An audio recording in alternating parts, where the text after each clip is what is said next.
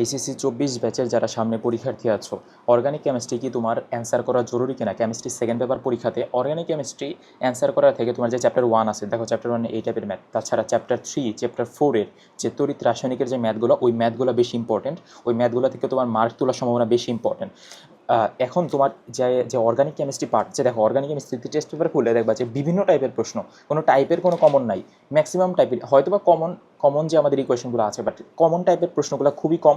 ধরুন fiddle craft calculation, তারপর Hofmann ক্ষুদ্রাংশকরণ, এই যে বিক্রিয়া, তাছাড়া আরও হাজারটা বিক্রিয়া আছে। এই হাজারটা বিক্রিয়া যদি তুমি আগে না পড়ে থাকো, এখন পরে আসলে কোনো লাভ হবে না। যারা সামনে খুব ভালো প্রিপারেশন অর্গানিক কেমিস্ট্রিতে, তারা একটা কাজ করবা, বইয়ের যে ইম্পর্টেন্ট বিক্রিয়া ওইটা বই দেখে দেখে লেখার চেষ্টা করবা, যেন পরবর্তীতে তোমার যে ইঞ্জিনিয়ারিং অথবা ডিউর পরীক্ষাগুলোতে তোমার কাজে লাগে। তাছাড়া মেডিকেল অ্যাডমিশন যারা প্রার্থী আছো, অর্গানিক কেমিস্ট্রিতে এইচএসসির আগে খুব ভালো মতো বইয়ের এমসিকিউগুলো শেষ করবা, যেন এমসিকিউ থেকে যে কোনো টাইপের এমসিকিউ দিলে বা মেডিকেল অ্যাডমিশন টেস্টের জন্য প্রিপারেশন নিতে গেলে তোমার 100% কভার হয়।